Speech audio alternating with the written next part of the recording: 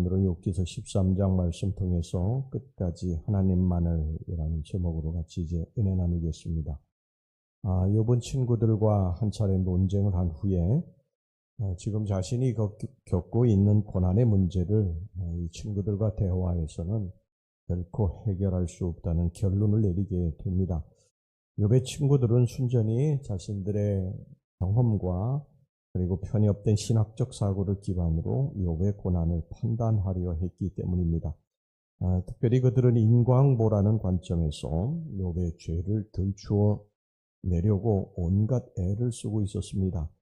이런 친구들의 모습을 보고 욥은 환멸을 느꼈던 것 같습니다. 그래서 그들을 가리켜서 쓸모없는 의원이라고 그렇게 말을 했습니다. 4절 말씀을 보겠습니다. 너희는 거짓말을 지어내는 자요 다 쓸모없는 의원이니라.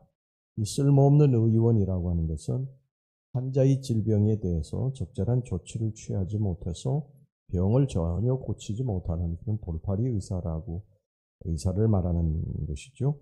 사실 욥의 친구들이 왔으니까 욥을 살리기 위해서 욥을 위로하고 다시 소망을 주고 일으켜 세우기 위해서 온 거 아닙니까? 그런데 그들은 지금 욥을 살릴 생각은 안 하고요. 병이 왜 생겼는가? 병의 원인이 뭔가? 이런 걸 따지면서 병이 점점 더 깊어가게 만들었다는 것입니다. 여러분, 병원을 찾아온 환자에게 의사가 진단만 하고 만약에 치료하지 않는다고 한다면 그 진단이 무슨 소용이 있겠습니까? 물론 저 진단도 중요하지만요. 그 치료해서 그 사람이 살아나도록 하는 게 더 중요한 것입니다. 욥은 답답했습니다. 자신을 찾아와서 위로한답시고 하는 말들이 참으로 무의미하고 무익한 말들이었던 것입니다. 그들의 말은 하나같이 하나님의 낯을 쫓으려는, 그러니까 하나님 앞에서 어떻게 자신을 의롭게 보일까, 이런 무의미한 하나님 앞에서 아부하는 그런 변론이었던 것이죠. 8절 말씀 봅시다. 너희가 하나님의 낯을 따르려느냐 그를 위하여 변론하려느냐.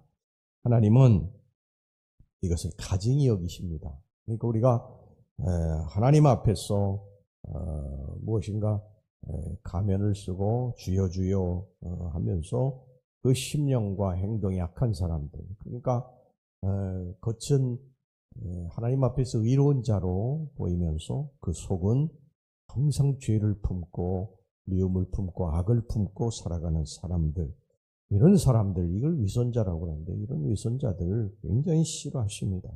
예수님께서도 유일하게 막 화를 내시고 책망하시고 그런 사람이 바로 위선자들 아닙니까?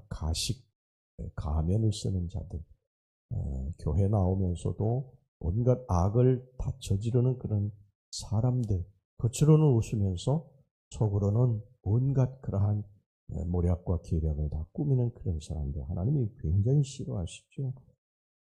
여러분, 하나님이 원하시는 사람은 정직한 사람인 줄로 믿습니다. 우리가 연약해서 죄를 지었을지라도 우리 하나님 앞에 하나님 제가 잘못했습니다 하고 정직하게 죄를 고백하면 그 죄에 대해서 용서받게 되는데, 그래서 마치 자기가 무슨 의로운 사람인 것처럼 그렇게 하고 다른 사람들 앞에서 자신들의 의로움을 드러내려고 하고 하나님의 낯을 구하고 그러는 사람을 하나님은 싫어하십니다. 여러분, 다윗도 하나님 앞에 엄청난 죄를 지었지 않습니까? 그런데 그 죄에 대해서 하나님 앞에 철저하게 회개하니까 하나님께서 그의 죄를 용서해 주셨어요. 하나님은 겉만 포장된 욥의 친구들 같은 사람들을 싫어하십니다.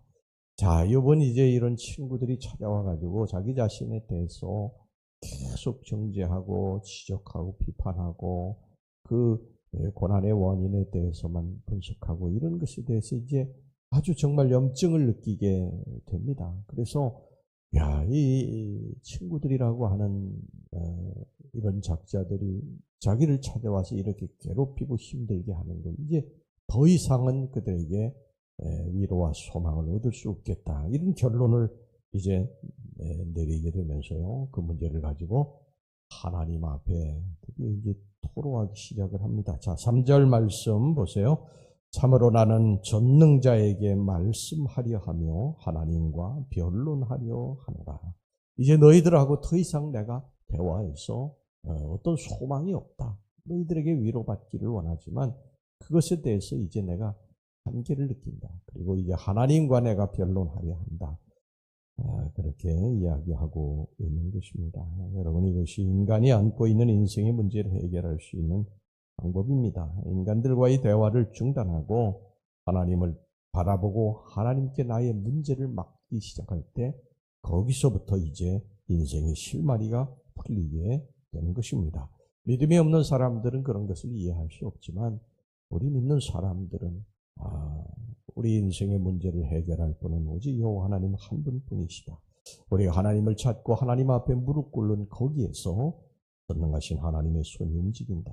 이것을 우리가 믿기 때문에 하나님 앞에 찾아가는 줄로 믿습니다. 여러분, 우리가 해결자를 바로 찾아야 되죠. 우리 인생을 창조하신 분은 하나님이십니다. 그러니까 우리 창조하신 창조주에게 가야 우리 인생의 문제를 해결받게 되는 거예요. 여러분, 이거 실제로 이 헨리 포드, 이 포드 자동차를 만든 이 포드가 어느 날 이제 길을 가는데 자동차가 한 대 이렇게 고장나서 서 있습니다. 이 사람이 아무리 고치려고 해도 고칠 수가 없었어요. 근데 이제 포드가 어디 좀 이렇게 봅시다. 그러니까 나이가 많은 사람이 자기도 못 고친 그 차를 이렇게 고친다고 본다고 하니까 좀 우습게 생각을 했던 것입니다. 그런데 금방 이 포드가 뚝딱뚝딱 그것을 고장난 것을 고친 거예요. 너무 놀래가지고 아니 어떻게 이 차를 나도 고치지 못하는 이 차를 당신이 고쳤습니까? 그러니까 빙그레 웃으면서 내가 이 차를 만든 사람이요. 이게 헨리 포드였던 것입니다. 여러분, 우리가 인생의 문제를 누구에게 가지고 가겠습니까? 우리를 창조하신 우리 하나님 앞에 가지고 가면 하나님이 우리들의 인생의 문제를 치유하실 줄로 믿습니다. 그러니까 언제든지 우리가 사람을 의지하지 말고요. 하나님 바라다 보아야 됩니다. 욥은 자기 눈을 하나님께 향한 후에 이렇게 고백을 합니다. 15절 말씀 보세요. 그가 나를 죽이시리니 내가 소망이 없노라. 그러나 그의 앞에서 내 행위를 아뢰리라. 이 말을 원문에 가깝게 다시 번역하면 이런 말입니다. 그분이 나를 죽이실지라도 나는 그분을 믿겠습니다. 그러나 다만 나는 내 행위를 그분 앞에서 변증하겠습니다. 욥은 비록 하나님께서 당신의 거룩한 계획이 있어서 자신을 마치 원수처럼 다루시고 이 죽음의 자리까지 몰아가실지라도 그분을 향한 자신의 신앙은 변개치 않을 것이라는 그런 고백을 한 것입니다. 여러분, 사실 우리가 내가 모든 인생의 문제가 잘 될 때 하나님 앞에 감사하는 건 그렇게 어려운 일은 아니에요. 그런데 우리에게 정말 감당하기 어려운 그러한 시험이 왔을 때, 인생의 풍파가 왔을 때 그 속에서도 하나님을 찬양하고 감사할 수 있는 것은 대단히 어려운 일이죠. 바울과 실라가 그 매를 맞고 다른 착고에 채워져서 깊은 감옥에 있을 때 그 하나님을 찬송하고 기도했지 않습니까? 이게 사실 이게 쉬운 일이 아니에요. 모든 사람이 다 할 수 있는 일이 아니죠. 그런데 기적은 어디에서 일어나느냐? 바로 이러한 힘들고 어려운 상황 가운데서 하나님을 찬양할 때 거기서 기적이 일어나게 되는 줄로 믿습니다. 욥이 이것을 믿고 이 고난 가운데서 하나님을 찾고 하나님 앞에 찬양하고 감사하고 기도하고 매달렸던 것입니다. 여러분, 우리가 힘들고 어려울 때도 변함없이 하나님을 믿고 하나님을 찬양하고 우리 나아갑시다. 할렐루야. 다니엘의 세 친구가 극렬히 타는 풀무불 가운데 섰을 때 고백했던 말을 여러분 기억하십니까? 그렇게 하지 아니하실지라도 하나님이 우리를 극렬히 타는 풀무불 가운데서도 건지시겠지만 그렇게 하지 아니하실지라도 우리는 하나님을 배반치 않겠습니다. 하나님을 믿음으로 따르겠습니다. 하나님 섬기겠습니다. 여러분, 우리가 인생의 문제에 굉장히 힘들고 어려울 때 하나님이 나를 이 문제에서 해결해 주실 것입니다. 하나님 나를 고쳐주실 것입니다. 그러나 그렇게 하지 아니하실지라도 나는 하나님 배반하지 않겠습니다. 끝까지 내가 주님이 나를 죽음의 길로 내몬다 할지라도 그 길을 따라가겠나이다. 그러니까 우리가 병들었을 때도 하나님, 건강할 때도 하나님, 내가 잘 될 때도 하나님, 내가 어려움을 겪을 때도 하나님. 이런 신앙의 고백이 저와 여러분들이 평생 계속되기를 주의 이름으로 축원합니다. 무엇을 받았기 때문에 하는 사랑은 조건적인 사랑이죠. 그 조건적인 사랑은 조건이 없어지면 사라집니다. 남녀가 만나가지고 이제 사랑을 할 때에 얼굴이 예쁘기 때문에, 돈이 많기 때문에, 또 뭐 가문이 좋기 때문에 그래서 사랑한 것이면요, 그 조건이 없어지면 반드시 사랑도 식습니다. 왜 그러냐면 그 조건을 보고 사랑한 것이기 때문입니다. 그러나 그렇게 하지 아니하실지라도, 없을지라도 이런 사랑이 되면 그 사랑은 영원한 사랑인 줄로 믿습니다. 하나님을 이런 마음으로 사랑하기를 주의 이름으로 축원합니다. 예, 기도하겠습니다. 하나님 아버지, 우리들 하나님을 믿기로 이제 결단했으면, 작정했으면 우리의 어떤 상황이 온다 할지라도 하나님을 배반치 않고 하나님을 끝까지 붙들고 사랑할 수 있게 해 주시옵소서. 아버지, 우리가 건강할 때도 하나님, 병들 때도 하나님 붙들게 하시고, 우리가 잘 될 때도 하나님, 어렵고 힘들 때에도 하나님 한 분만을 믿고 의지하고 나아가게 하여 주시옵소서.